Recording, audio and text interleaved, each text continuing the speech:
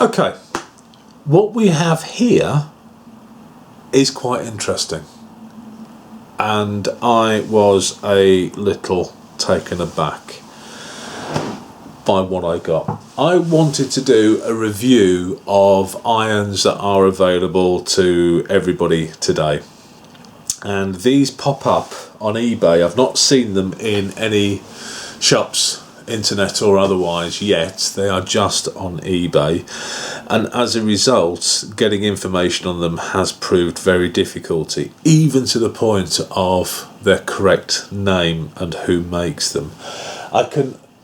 I'm guessing from what I found on the internet that they're called Proline stitching chisels, and they're the one place that they seem to be available is from an eBay seller called Grand Tool to Buy. There's a link on the pack, so you click on that, it will take you straight to eBay. The interesting point about these are 3mm. They do 3, 4, 5 and 6mm irons, and they will cost you per set between £19 and £26 per set, and that is obscene. You're not looking at £19 for that iron, you're looking at £19 for that set, and you've got a 1, 2, 4, 6 and 10 prong iron. The 1 prong iron, it's neither use nor ornament. You don't need it. You can pop it away. You can pick your olives up with it if needs must. Your 2, invaluable. Go around those little tight corners to get your stitch length absolutely perfectly. Ideal. Your 4 and your 6, great for tight spots, or even going across straps if you're making bags or small additions, tight places where you're stitching. And then your 10, not as big as I'd usually like. I like the 1.5 inch, but certainly that's big enough.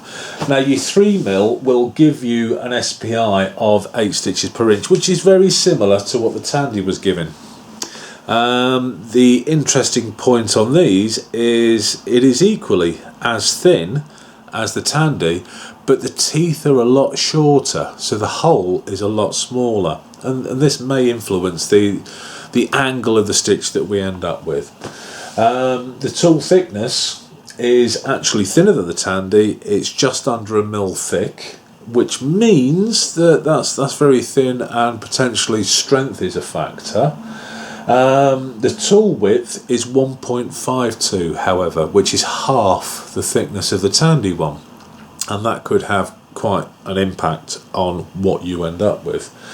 The nice thing about this is, whilst it is a stitching iron, not a pricking iron, you can go all the way through, and even if you want to use a slightly heavier stitch, you can then go through with an awl, because the hole has been made for you, and you know that the row of holes on the back is going to be the same as the row of holes on the front, and that's going to give you good stitching front and back.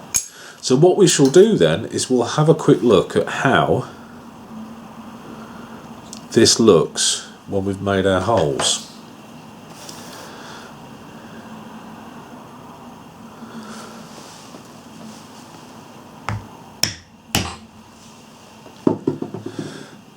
I need to add that we need to keep that tool absolutely straight as we make the holes, because if we do angle it at all, that's then going to send our line off. And that's not bad, that's pretty good. And again, the exit holes, very neat, very sharp. So what we shall do is we'll use the same thread that we've used with the Tandy one, 0.6. We'll use number 4 needles, we'll pop that in the clamp, and we'll see how that stitches.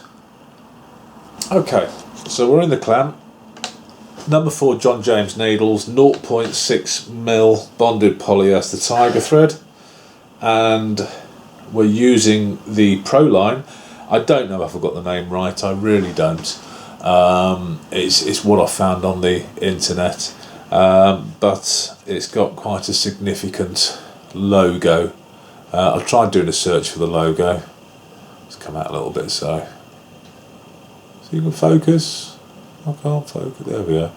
It's It's got quite a significant logo on there that looks to me Japanese. Yeah, I think they're Chinese irons. If you know the maker, or if you know of a store selling these, please shout up. I would imagine if they were Japanese, Goods Japan would sell them. I haven't seen them on the Goods Japan site. I haven't seen any Chinese companies selling them. I'm not entirely sure what they're made from. They are, and I will highlight this now, hardened. And they are designed to break, not bend. I have hammered this. This is the number 4. And I have given this a lot of grief. And when I'm taking it out, I'll wobble it, I'll do all sorts to see if it'll bend, to see if it'll break, and this one broke. Just this single tooth here, not these. You can still see the rest, even though I've given it an awful lot of grief, have stayed perfectly straight and in shape. So, an interesting point, and to touch on an email that I got back from Simon at Goods Japan.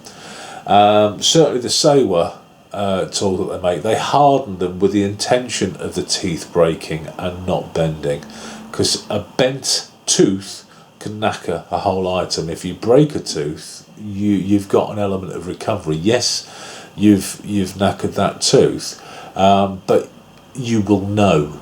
You will break the tooth in the hole, but that hole's made and it's in line, and when you make the next hole, you're either missing a hole and you have to adjust or use a different tool. But with a bent one, you can go on and not notice, and then all of a sudden you've got every 6th stitch out of line because one of your teeth is bent, and that could be quite crucial if you're making something big and expensive. So by that rationale, and that's not through everyday use. That didn't break on its own. That's not through me dropping it or using it how you would. That is user error. I broke that by being brutal with it. I've got a big chunk of wood here. I drove it in like I'd drive a nail in, and I gave it some grief because I wanted to find out. They're not expensive. I was more than happy to try that out, and it bust, but just the one. Whereas in truth I would expect the rest to have broken. They didn't. So really, if you're going to use this properly, and I've got the 3mm here, and I have used these, and I've used these properly, they're thinner, and they haven't suffered at all, but I have been using these correctly. So if you do use them correctly, then the likelihood is they're going to last okay. If it's an alloy, if it's a steel, I don't know. Because I don't have any information from the website.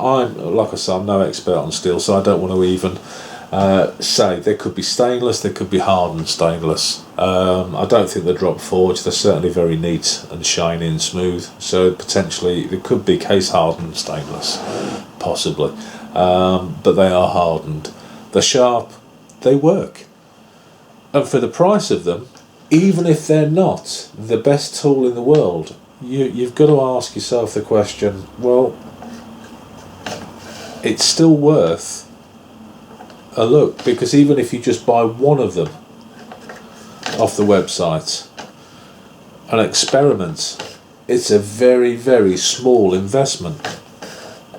And again, I can feel now this hole is much smaller because it's only 1.5 mm wide by less than 1 mm thick. This needle and thread isn't going through as smoothly as the Tandy iron, but it is going through. I think if you went through any thicker leather or slightly damper leather, or certainly if you're using a thicker thread or bigger needles, you may be inclined to open up the hole with an awl slightly, but because the holes have penetrated all the way through, then even if your awl work isn't fantastic, even if your awl isn't polished, it's not cutting into the leather, it's just going to open the hole up enough for you to stitch, it's an awful lot more forgiving. I think a traditionalist would look at these irons with some disdain, and initially I did that. I thought, well, what's this about? And then I started playing with them, and it's the review that prompted me to play with them, and I was quite surprised at the results, to the point of, you saw how quick that was, and you'll see the stitching decrease in speed when I start on the pricking iron over the stitching iron. Now that is a 3mm iron. That's giving me a stitch length of 8 stitches per inch with 0.6 tiger thread. That's not tapped down yet, so that's the initial result. The back of this leather is fluffy. It's not going to give us a good line. I'm not going to use expensive leather because I'm just cutting out little squares.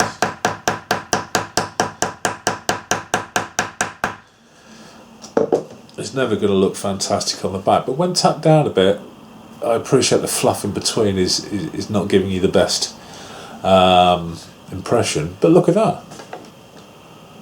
No wall work whatsoever. 0.6mm thread, and what I would class as a remarkably inexpensive stitching chisel.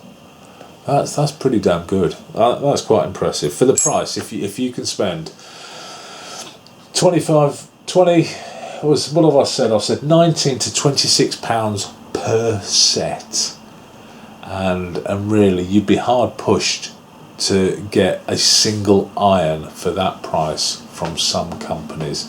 For the price of a single Blanchard 1-inch iron, you could buy all 4 sets of these. I don't know how long they'll last. Like I say, the Dixon's ones I've been using for years, and they're still going. These things have lasted years and years and years, and probably will do for years to come. They're handmade, they're hand ground. We'll get onto that in more detail because we will be looking at that. I know they last because I've been using them. These I've been using 5 minutes. I don't know how long they'll last. It may be that they just lose teeth systematically, but certainly it took a lot of effort for me to get rid of the tooth off this tool. That was me, not the tool. So I don't think it's a gamble. I think if you were to buy a set of these from this chap on eBay, however much time you got from them, if they lasted you 6 months, you would still end up with a semblance. You may end up with a 4 and the 2.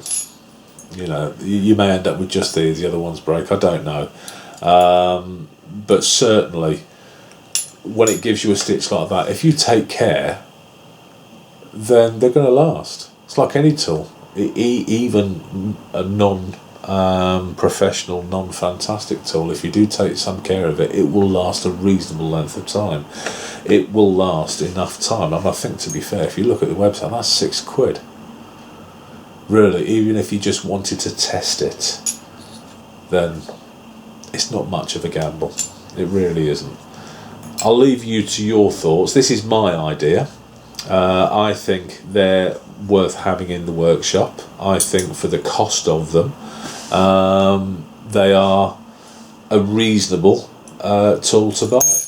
And when we put them all together, because I've just realised I'm talking and you're not actually looking at anything, for £19 really, it's not much of a gamble. I think that they are worth investing a little bit of time and a little bit of money to get a set of these, because if you do struggle with your awl, if your stitching isn't looking that good, these are going to help you.